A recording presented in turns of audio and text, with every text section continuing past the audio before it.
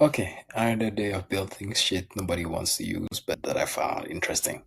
So I was thinking about how human beings are basically able to, identify patterns within the image based on, how things are positioned in the image. So I decided to build this system that basically does that, right? So um, yeah, so here's an example. So here, basically, I'm going to pick some images that I have in my database that I want to scan that I haven't scanned yet.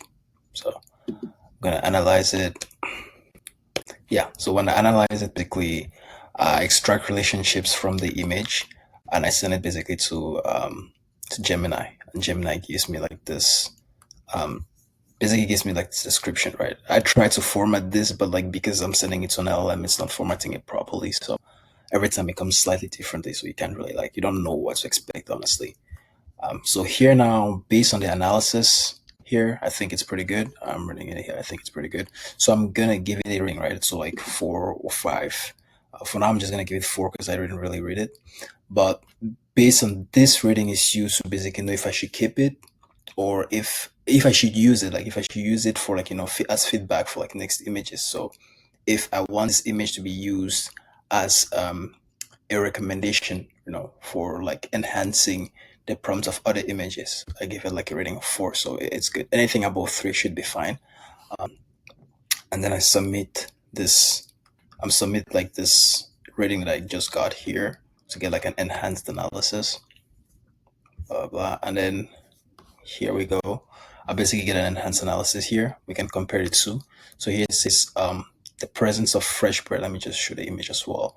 The presence of fresh bread and a full fruit bowl on the countertop suggests someone is preparing a meal or snack, signaling an intent for nourishment. Blah blah blah. Where's the second part? The geometric pendant lights hanging from the sloped wooden ceiling. Well, yeah, I think it's pretty detailed. I did some prompt engineering here too, so I gave it like the relationship that I extracted from the image. I asked it some specific questions, and all the prompts also in the code, so you should be able to find it like prompts.py. And then here's the enhanced one. The contrasting modern fireplace positioned open within the open plan living area intends to provide warmth in the lounge space, suggesting an intention of creating or inviting an intention of creating an inviting lounge.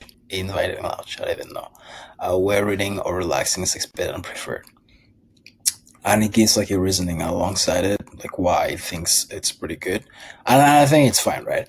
And at the end of the day, these are basically like the relationships I derive from this image here: fireplace in stationary for heating typical room. Like these things here that are in different color basically represents the different relationships I have within the image, right? So basically here is basically like the object, this is the subject, and then we have here in is like the spatial relationship. Stationary is the state. For heating is basically the functional relationship with the object, and the third one here, which is contextual, is basically contextual relationship. And this is basically all we're able to derive from the image. And then from that, we can show other images that had something similar to what we were able to derive here, right?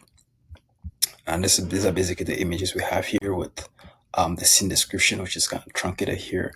But yeah, these are the images we basically use to enhance the prompt and to get the enhanced prompt. And this is like the inference we had from those images here. This is basically the rating given to those images. I think most of them are like because to start this, I basically bootstrap my database. Yeah, I bootstrap my database using Gemini to create new entries. So yep, that's basically it here. These are the common patterns found through this one. These are unusual patterns, common patterns here, common patterns, and then yeah, that's basically it. Until next time.